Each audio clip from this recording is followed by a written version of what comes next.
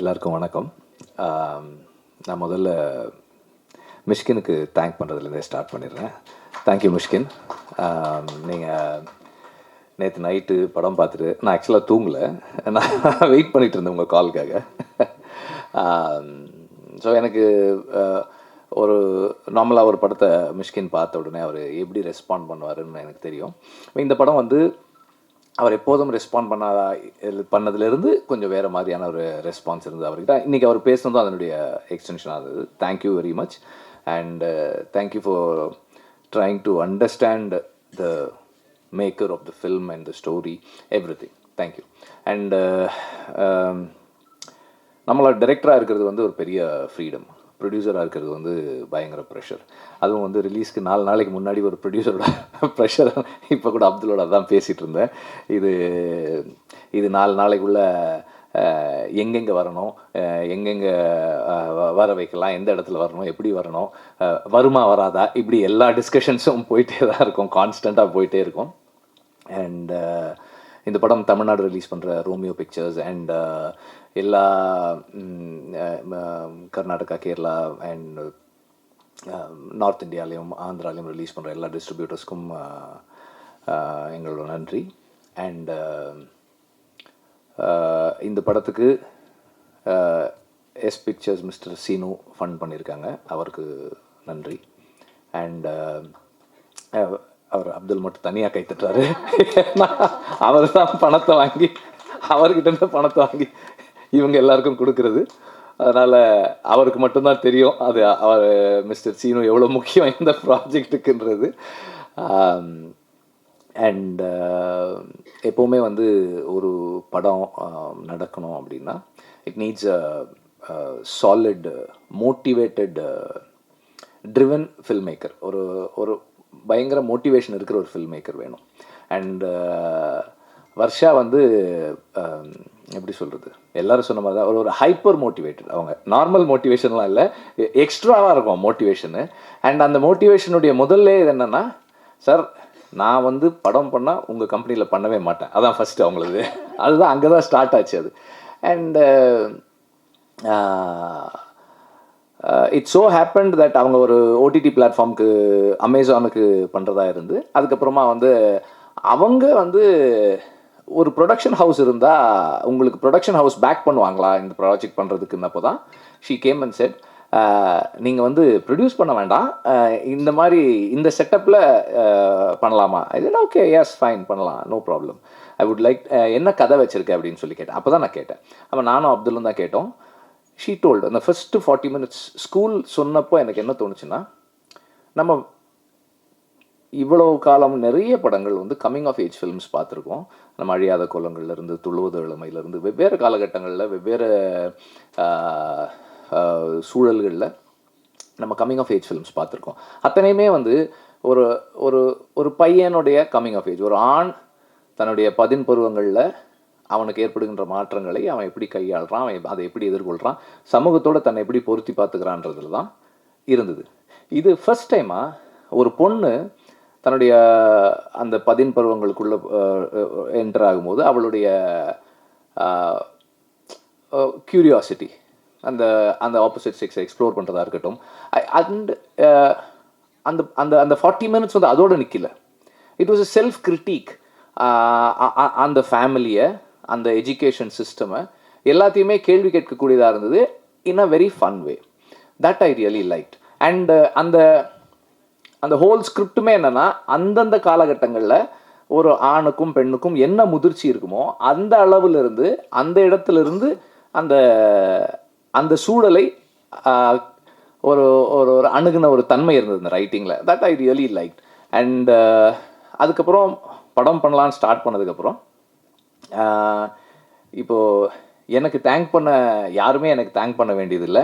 ஏன்னா வந்து எந்த க்ரியேட்டிவ் காலுமே நான் எடுக்கலை. அதாவது இந்த காஸ்டிங்லலாம் எதுவுமே இல்லை, எல்லாமே Varsha was deciding, except for 1 or 2 things. 1-2 விஷயங்களை தவிர டெக்னீஷியன்ஸ், ஆர்டிஸ்ட் எல்லாமே ஒர்க் பண்ணாத ஒருத்தர் சிலரை பற்றி வேணால் நான் சொல்லியிருக்கேன். இதில் முன்னாடி ஒர்க் பண்ணுறதா இருந்து அப்புறம் ஒர்க் பண்ணாதவங்களை பற்றி வேணால் சில கமெண்ட்ஸ் நான் வர்ஷாவோட ஷேர் பண்ணியிருக்கேன். அதர்வைஸ் ஒர்க் பண்ண எல்லாருமே வந்து வர்ஷாவோட சாய்ஸ் தான். And she has inspired the whole team to commit themselves and give their 100% to the film. ஒரு டிரெக்டரோட ஸ்பெஷல் அதுதான். அண்ட் இந்த டீமில் ஒர்க் பண்ண எல்லாருக்குமே வந்து என்னுடைய தேங்க்ஸ். அண்ட் ஒரு ஒரு ஒரு படத்தை நிகழ்த்துறதுக்கு எல்லா நிலைகள்லையும் எல்லாருமே தேவை. அண்ட் இந்த லாஸ்ட் ஃபியூ மந்த்ஸாக வந்து என்னோட my boys have been part of this team also. அவங்களுக்கும் நன்றி, என்னுடைய தேங்க்ஸ். அண்டு ஒரு ஒரு ஒரு படம் நடக்கணும் முடியணும் அப்படின்னா நிறைய விஷயங்கள், every thing should fall in place. And ஒவ்வொரு படத்துக்கும் ஒவ்வொரு விதமான அப்ரோச் இருக்குது, ஒவ்வொரு விதமான ரைட்டிங் இருக்குது, ஒவ்வொரு விதமான மேக்கிங் ஸ்டைல் இருக்குது, ஒவ்வொரு பட்ஜெட் இருக்குது. எல்லாம் வெவ்வேறையாக இருந்தாலும் ஒன்று மட்டும் கடைசியாக ஒரு இடத்துக்கு வரும். இந்த ப்ரெஸ் மீட்டு, மீடியா எல்லாருக்கிட்டையும் வந்து இந்த படத்தை நல்லபடியாக கொண்டு போய் சேருங்க அப்படின்னு சொல்கிறது, அது மட்டும் எந்த மாற்றமும் இல்லாமல் அப்படியே இருக்கும். ஏன்னா நிறைய இன்ஃப்ளூயன்ஸ், நிறைய ஏஜென்சி வந்து உங்ககிட்ட இருக்குது. And you can choose. Mysskin சொன்ன மாதிரி நான் வந்து நீங்கள் வந்து எப்படி இந்த படத்தை பார்க்கணும்னு நான் சொல்ல மாட்டேன். It is your choice. நீங்கள் வந்து உங்களுக்கு இந்த படம் என்னவா இருக்கோ அதுதான் இந்த படம் உங்களுக்கு இருக்க போகுது. அது வந்து மாறப்போகிறது கிடையாது. ஆனால் எனக்கு வந்து நான் இந்த படத்தை பார்க்குறது என்னென்னா, ஒவ்வொரு தலைமுறையும் தனக்கான வாழ்க்கையை, தனக்கான எதிர்காலம் என்னவா இருக்கணுன்றத அவங்களுடைய முன் தலைமுறைகிட்ட இருந்தும் எந்த சூழல் அவங்க வாழறாங்களோ அதுல இருந்தும் அவங்க கற்றுக்குறாங்க. ஒரு ஒரு ஒரு 50 வருஷத்துக்கு முன்னாடி,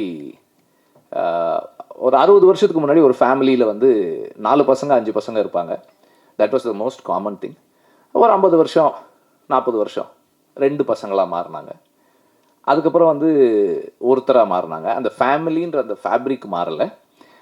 ஒவ்வொரு காலகட்டத்துக்கு ஏற்ற மாதிரி ஒவ்வொன்றும் மாறுச்சு. அப்புறம் எங்கள் அம்மா காலகட்டங்களில் வேலைக்கு போக ஆரம்பித்தாங்க. வேலைக்கு போனாலும் வீட்டில் வந்து எங்கள் அம்மா தான் சமைக்கணும். எங்கள் அப்பா வந்து எந்த வேலையும் செய்ய மாட்டார். அவர் வேலைக்கு மட்டும் போவார். அம்மா வேலைக்கும் போகணும், வீட்லேயும் பார்த்துக்கணும். அப்படி இருந்தது. ஐ திங்க் எங்கள் ஜென்ரேஷன் வரைக்கும் அப்படி தான் இருக்குதுன்னு நினைக்கிறேன். அது மாறல. பட் இன்றைக்கி இருக்க ஜென்ரேஷன் மாறி இருக்காங்க. 2 பேர் வேலைக்கு போனாங்கன்னா வீட்டில் இருக்கிற வேலையும் 2 பேரும் ஷேர் பண்ணிக்கிறாங்க. அவங்க தலைமுறைக்கு ஏற்ற வாழ்க்கையை அவங்க போன தலைமுறை செஞ்ச தப்புலேருந்தும் அவங்க செஞ்ச கரெக்டில் இருந்தும் அந்த வாழற சூழல்ல இருந்தும் அவங்களாவே அதை அண்டர்ஸ்டாண்ட் பண்ணிக்கிறாங்க. இந்த தலைமுறையுடைய வாழ்க்கையை போன தலைமுறை ஜட்ஜ் பண்ணுறதும், இந்த தலைமுறை போன தலைமுறை வாழ்க்கையை ஜட்ஜ் பண்ணுறதும் சரியில்லைன்னு நான் நினைக்கிறேன். அவங்கவுங்க தலைமுறை வாழ்க்கை அவங்கவுங்களுக்கானது தான். இப்போது இந்த தலைமுறையில் இருக்கிற இளைஞர்கள் ரசிக்கிற இசையை நாம் வெகுவாக ரசிச்சிட முடியாது. நம்ம தலைமுறையில் ரசித்த இசையை இன்றைக்கி இருக்கிற தலைமுறை வெகுவாக ரசிச்சிட முடியாது. ரசிக்கிறவங்க இருக்கலாம், ஆனால் பொதுவாக.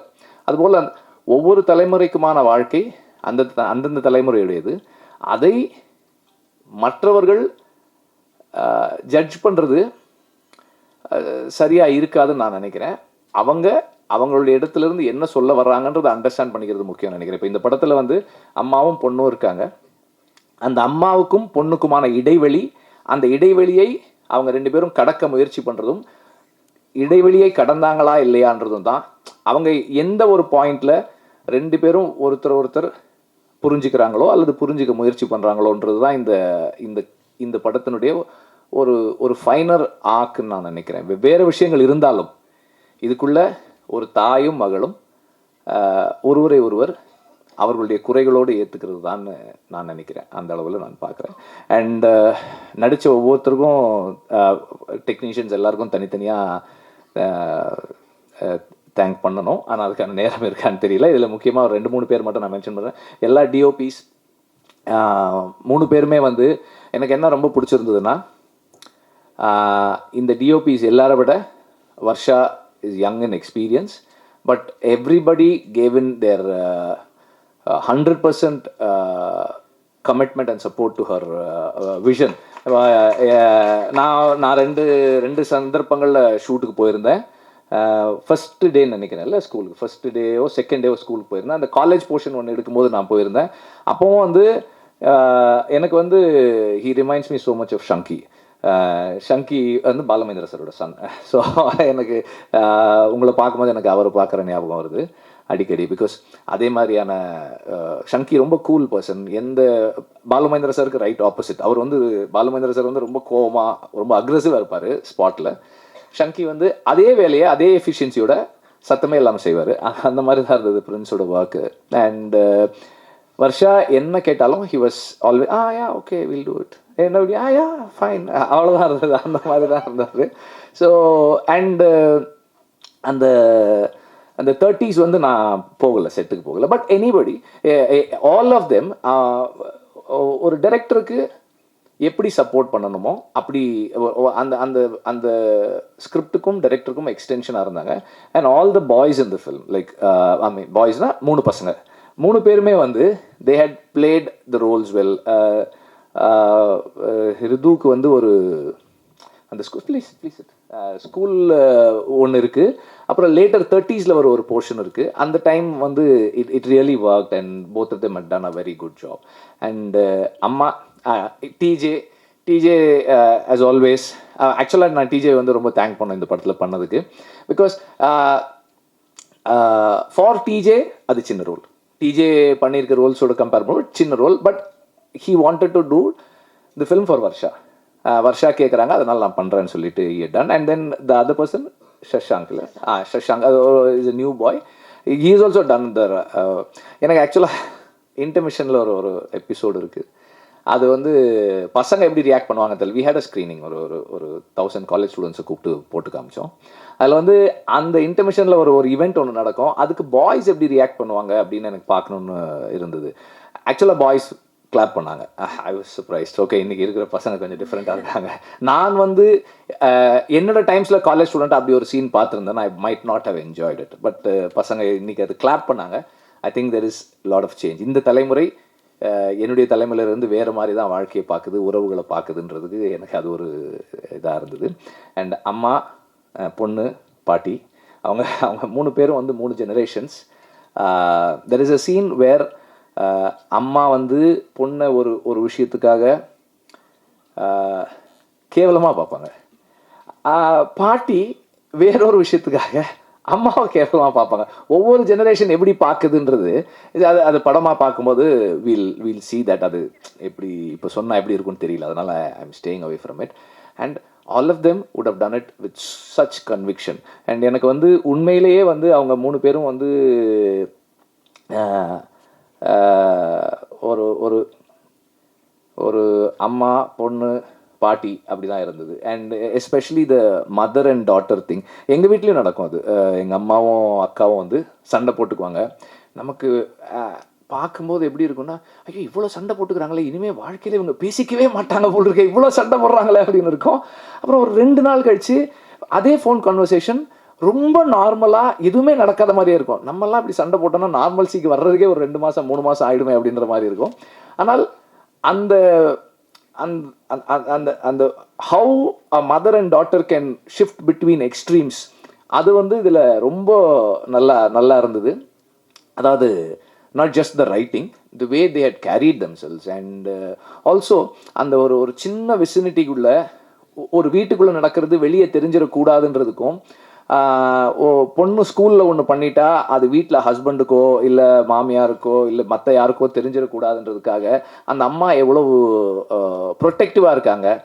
அண்ட் அம்மா அவ்வளோ ப்ரொடெக்டிவாக இருக்கும்போது பொண்ணு எப்படி அக்ரெசிவாக அதை அண்டர்ஸ்டாண்ட் பண்ணிக்கிறா. அந்த ட்ரெய்லரில் ஒரு இது இருக்கும், இனிமேல் நான் உனக்கு பிடிச்சது உனக்கு பிடிக்காததெல்லாம் வேணும்னு பண்ணுவேன், எனக்கு பிடிச்சது மட்டும் பண்ணும். அது எதுக்குன்னா அம்மா வந்து அவங்கள ப்ரொடெக்ட் பண்ண ட்ரை பண்ணதுக்கான ரெஸ்பான்ஸாக தான் அது இருக்கும். ஸோ அந்த மாதிரி இந்த equation between the mother and daughter 2 பேருமே ரொம்ப நல்லா பண்ணியிருந்தாங்க. அண்ட் பாட்டி வந்து ஷீ இஸ் வெரி நேச்சுரல். அவங்க வந்து she was very natural. And காலேஜில் நம்ம பார்க்குற பாய்ஸ் அண்ட் கேர்ள்ஸ் வந்து they were not the usual kind of people we see in films. ரெகுலராக நம்ம சினிமாவில் பார்க்குற காலேஜ் ஸ்டூடெண்ட்ஸாக இல்லை, வெவ்வேறு விதமாக இருந்தாங்க. And inclusiveness of at all levels எல்லாமே இருந்தது. அண்ட் எனக்கு உண்மையிலே படத்தில் ரொம்ப பிடிச்சிருந்தது ஒரு டாக்டர் ஒருத்தவங்க வருவாங்க. அந்த காலேஜ் எபிசோடில் ஒரு டாக்டர் வருவாங்க. அந்த டாக்டரோட காஸ்டிங், அவங்கள நம்ம நார்மலாக வந்து அப்படிப்பட்ட ஒருத்தங்களை வந்து நம்ம டாக்டர்னு காஸ்ட் பண்ணுறதுக்கு யோசிப்போம். ஸோ ஒரு ஒரு டைப் காஸ்ட் ஒன்று இருக்கும். ஒரு டாக்டர்னால் இப்படி இருக்கணும், ஒரு நம் ஒரு ஒரு ஒரு இன்னொரு வேலை செய்கிறவங்கன்னா ஒரு மாதிரி இருக்கணும் அப்படின்னு ஏதோ சில டைப் காஸ்ட் இருக்கும். அதெல்லாம் பிரேக் பண்ண ட்ரை பண்ணது ரொம்ப நல்லா இருந்தது. அந்த டாக்டர் உடைய காஸ்டிங் வந்து இந்த படத்தில் எனக்கு ரொம்ப ரொம்ப பிடிச்சிருந்தது. இந்த மாதிரி நிறைய விஷயங்கள் இந்த படத்துக்குள்ளே இருக்குது. இன்னும் நிறைய அண்ட் எடிட்டர் எடிட்டிங் வந்து first it starts happening in the writing and then it happens while shooting and then it happens in the table. And டேபிளில் எடிட் நடக்குதுன்னும் போது எடிட்டர், டைரக்டர், அப்புறம் இவங்க 2 பேர் க்ரியேட்டிவாக ஏதாவது ஒன்று ஒர்க் பண்ணாங்கன்னா அதுக்கப்புறம் வெளியே அந்த எக்ஸ்டர்னல் ஃபேக்டர்ஸ், ப்ரொடியூசர்ஸ், டைரக்டரோட ஃப்ரெண்ட்ஸ், எடிட்டரோட ஃப்ரெண்ட்ஸ், கருத்து சொல்கிறவங்க, நடிகர்கள். இங்கே அந்த ப்ராப்ளம் இருக்காதுன்னு நினைக்கிறேன். பட் ஜென்ரலாக எல்லாருமே சொல்லுவோம், ஒன்று ஒரு இன்புட்டை வாங்கி ஒன்று சேர்த்து ஃபைனலாக ஒரு படமாக ஒன்று வந்து எடுத்துகிட்டு வந்து சேர்க்கும்போது that is what we see. இப்போ இந்த படத்தை பொறுத்த வரைக்கும் the edit is very special. Because இது வந்து நான் முதல் தடவை அந்த ஃபர்ஸ்ட் அவங்க எனக்கு காட்டினதுலேருந்து நான் ஃபீல் பண்ணுறது அதுதான். இந்த edit is a very new age approach to film editing. Regular edit pattern இல்லாமல் it's a very new age approach to a film. இந்த படத்தை ஒரு படத்தை ஒரு சீனை இந்த ஸ்பேஸில் பார்க்கணும் அல்லது இந்த பேசிங்கில் வைக்கணுன்றதெல்லாம் மீறி ஓவராலாக ஒரு சீன்றது இல்லாமல் ஒரு சீக்வன்ஸாக ஒரு ஃபில்மாக என்ன எமோஷன் கன்வே பண்ணணுமோ அதை கொண்டு வந்து சேர்க்கறதுக்கு இந்த எடிட் யூஸ் பண்ணியிருக்காங்க.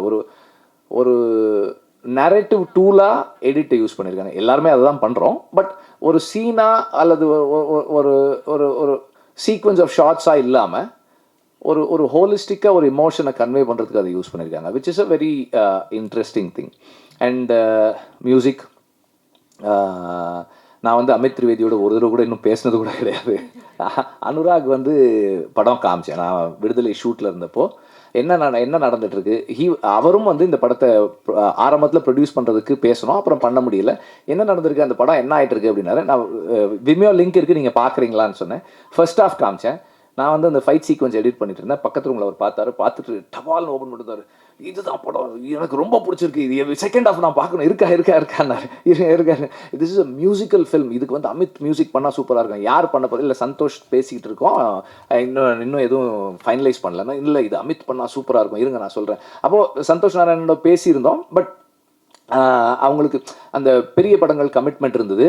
அதனால் வந்து எப்போ என்னன்னு ஒரு கிளாரிட்டி இல்லாமல் இருந்ததால் அமித் நான் இப்போ பேசுகிறேன்னாரு. 7ஆம் தேதி பேசினார், அந்த எந்த மந்த்னு மறந்துச்சு. 7th பேசினார். 11th வந்து வர்ஷா பாம்பே போய் அவரை மீட் பண்ணி அங்கேருந்து கடகடன் டியூன்ஸ் எல்லாம் வந்தது, எல்லாமே முடித்தாங்க. ஸோ அனுராகுடைய பேஷன் ஃபார் பேட் கேர்ள், அவருடைய கன்விக்ஷன், அவருக்கு இந்த படத்து மேலே இருக்கிற பிலீஃப் அண்ட் ஹை ஹோப்ஸ் ரொம்ப சர்ப்ரைசிங்காக இருக்கும். ஏன்னா வந்து நான் அப்படியா, அந்த அளவுக்கு இருக்கா, ஓகே அப்படின்ற மாதிரி இருக்கும் அவருடைய excitement about this film. So அவருக்கும் இந்த நேரத்தில் நான் நன்றி தெரிவிச்சுக்கிறேன். அண்டு இன்னும் நிறைய ஆட்கள் இருக்காங்க, யாராவது விட்டோமா? So as I said in the beginning, ப்ரொடியூசராக இருக்கிறது வந்து ரொம்ப டாக்ஸிங்கான வேலை. டைரக்டர் வந்து ஜாலி, க்ரியேட்டிவாக நம்ம இருப்போம், நம்ம ஒரு ப்ரொடியூசரை கேட்போம், அது வந்துடும், முடிஞ்சிடும், அவ்வளோதான். அண்டு அதில் உண்மை ஒரு பெரிய இது, நம்ம வேலையை மட்டும் நம்ம செய்யணும், அவ்வளோதான். இது ஒரு ப்ரொடியூசராக இருந்தால் நம்ம டீசருக்கு கீழே வர்ற கமெண்ட்லேருந்து எல்லாத்துக்கும் நம்ம வந்து கவனமாக இருக்க வேண்டியிருக்கும். ஓகே, இப்போ ஒருத்தர் பேசும்போது யோசிச்சிட்டே இருந்தேன், ஓகே இதுக்கு என்ன கமெண்ட் வரப்போகுது, அடுத்தடுத்து என்ன வரும், ஓகே நம்ம இப்போ பேசும்போதே ஒன்று ஸ்லிப் ஆயிடுச்சு எனக்கு. நான் யோசித்தேன், ஓகே இப்போ அடுத்து இதுக்கு என்ன சொல்ல போகிறாங்க, இப்படி தான் யோசிச்சுக்கிட்டே இருக்கிறேன். ஏன்னா இது எல்லாமே நேரடியாக படத்துடைய வணிகத்தை பாதிக்கும் அப்படின்னும் போது அது ஒரு ப்ரொடியூசராக வந்து ஒரு பெரிய ப்ரெஷராக மாறுது. மிஷ்கினும் நானும் சில விஷயங்கள் பேசிக்கிட்டு இருந்தோம் கொஞ்ச நாளைக்கு முன்னாடி. அப்போ அது இதெல்லாம் நிறைய விஷயங்கள் சம்மந்தப்பட்டிருக்கு. அண்டு ஏற்கனவே ஒரு படம் கோர்ட்டில் இருக்குது. வந்துருச்சு, கோர்ட்டில் இருந்து ஆர்டர் கொடுத்துருக்காங்க. அடுத்து என்ன நடக்க போகுதுன்னு மனுஷி தான். அண்டு இந்த படமும் வந்து பேட் கேர்ளும் ரிவைசிங் கமிட்டியில் போய் UA16+ சர்டிஃபிகேட்டு வாங்கியிருக்கோம். It's UA. படத்தோட டீசர் பார்த்துட்டு கொஞ்சம் ஹைப்பர் சென்சிட்டிவாக சில கமெண்ட்ஸ் அண்ட் சில அசம்ஷன்ஸ் இருந்தது. பட் படம் அந்த மாதிரியானதாக இல்லை. படங்களை தணிக்கை குழு தான் வந்து எந்த படத்தை யார் பார்க்கலாம், எந்த அளவில் பார்க்கலான்னு தீர்மானிக்கிற அமைப்பு. அந்த அமைப்பு UA16+ கொடுத்துருக்காங்க இந்த படத்துக்கு. அண்டு இதுக்கு முன்னாடி ப்ரொடியூஸ் பண்ண மனுஷி ஒரு sensor screening and 2 revising committee screening கோர்ட்டுக்கு போய் இப்போது வந்திருக்கு. ஸோ ஒரு ப்ரொடியூசராக இருக்கிறது வந்து பெரிய சேலஞ்சாக இருக்குது நம்மளை மாதிரி ஆட்களுக்கு. பெரிய ப்ரொடியூசர்ஸ் கிடையாது, சின்ன ப்ரொடியூசர்ஸ், அங்கங்கே கொஞ்சம் கடன் வாங்கி எப்படி படம் எடுக்கிற ஆட்கள், நம்ம ஃபைனான்ஸ் வாங்கி படம் எடுக்கிறவங்க. So it's a very big challenge. அதனால வந்து என்ன யோசிச்சுருக்கோம்னா, பேட் கேர்ள் தான் வந்து கிராஸ் ரூட் ஃபிலிம் கம்பெனியுடைய கடைசி படமாக இருக்கும். அதுக்கப்புறம் கிராஸ் ரூட் ஃபிலிம் கம்பெனி கடையை சாத்துறோம். அது தேங்க்யூ.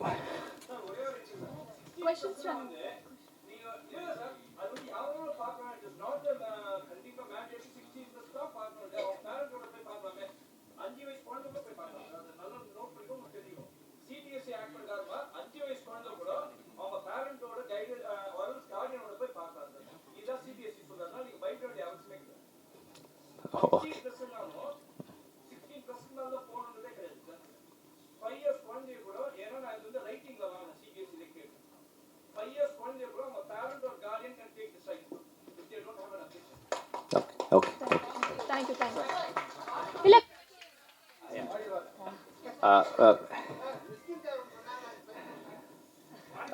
ஒரு நிமிஷம் இதை வந்துச்சு பாருங்கள். எதை மறந்துட்டீங்களான்னு கேட்டேன்.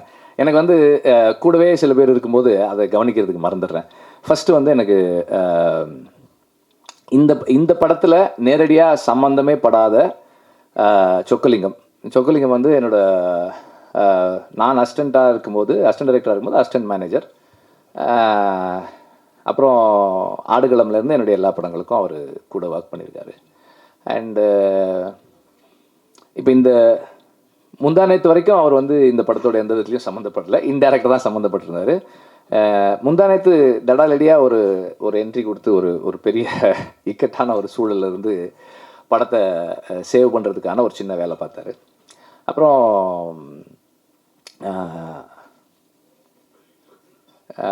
மணிகண்டன்னா வந்து நாங்கள் வந்து மணி இப்போ எழுதி கொடுக்கும்போதே RS மணி அப்படின்னு தான் இருக்காங்க. என்னென்னா RS என்டர்டெயின்மெண்ட்டுடைய கோ ப்ரொடியூசர் மணி, ரேகாவுடைய இணையர்.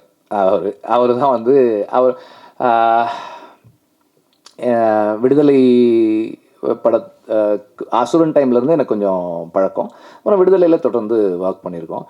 இப்போ இந்த படம் வந்து அந்த ஆடியோ லான்ச்லேருந்து ரேகா வந்து இந்த படத்தோட PRO. இதை நம்ம இந்த படம் வந்து எல்லாமே பெண்களாக இருக்கணும்னு வர்ஷாவோட ரிக்குவயர்மெண்ட், அது ப்ரீ ரெக்வெஸ்ட். அதில் 1-2 பேர் கொஞ்சம் அப்படி மாறி வந்துட்டாங்க. ஸோ அதனால் ரேகா வந்து முதல் முறையாக இந்த படத்தில் தனியாக PROவாக பண்ணுறாங்க. ஸோ மணி வந்து எல்லாமே வந்து கூட இருந்து இந்த ஆடியோ லான்ச் பிளான் பண்ணுறதுலேருந்து இந்த படத்துக்கு பிஸ்னஸ் பண்ணுறது வரைக்கும், டிஸ்ட்ரிபியூட்டர்ஸ் கிட்ட பேசி பணம் வாங்குறது வரைக்கும் எல்லாமே வந்து அவர் தான் பண்ணியிருக்காரு. அப்புறம் ஒரு கார்னிவல் ஒன்று பிளான் பண்ணோம், பேட் கேர்ள் கார்னிவல்னு. ஒரு 2 நாளைக்கு முன்னாடி கமலா தியேட்டரில் ஒரு 1000 காலேஜ் ஸ்டூடெண்ட்ஸை கூப்பிட்டு ஸ்க்ரீன் பண்ணோம். அதுக்கும் நிறைய ஒர்க் பண்ணியிருக்காரு. அப்புறம் இந்த படத்தில் வந்து கடைசி நேரத்தில் பேமெண்ட்டு கொடுக்க முடியாமல் ஒரு 2-3 ராஜ் சினி சர்வீஸ், அப்புறமா வந்து லார்வென் CG இது, அவங்க வந்து நான் ஃபோன் பண்ணேன், அப்போ அந்த ரிலீஸ்க்கு அப்புறம் பணம் சார் என்ன சார் எல்லாம் ராஜ் சினி சர்வீஸ் வந்து வேல்ராஜுடையது சார் என்ன சார் அதெல்லாம் வந்து பணம்லாம் வேணாம், இல்லை நான் ரிலீஸ்க்கு அப்புறம் தரேன் அப்படின்னு 2 பேருக்குமே அப்படி தான் சொன்னேன். அவங்க வந்து they got offended because I call them to speak about it. அவங்களுக்கும் தேங்க் பண்ணோம். அப்புறம் அப்துலுக்கு தனியாக நான் எதுவும் சொல்லலை, தேங்க் பண்ணலை இந்த படத்தில். இது அவர் வந்து பேங்கிங்கில் வந்து 25 இயர்ஸாக இருந்தார். சரி நம்ம ஏதாவது புதுசாக பண்ணலான்னு அவர் அதுலேருந்து இழுத்துட்டு வந்து இங்கே உட்கார வச்சுருக்கேன். அவரும் இப்போ தான் கற்றுக்கிட்டு இருக்காரு, கொஞ்சம் கொஞ்சமாக ஒர்க் பண்ணிக்கிட்டு இருக்காரு. I thank him also for that. And இப்போது மிஷ்கினுடைய இது நான் வந்து we are working on it. Raja இப்போ வந்து இங்கே என்னால் வந்து நீங்கள் இங்கே போட்டு டபால்னு உடச்சிட்டிங்க, இங்கேருந்து என்னால் எதுவும் சொல்ல முடியாது. Due to lot of technical reasons, லாட்டில் கப்புள் ஆஃப் டெக்னிக்கல் ரீசன்ஸால் இங்கே எதுவும் சொல்ல முடியாது. நான் அங்கே வந்து உட்காந்து உங்ககிட்ட சொல்கிறேன். இன்னும் ஒரு 10 நாளைக்குள்ளே I will give an update. Thank you.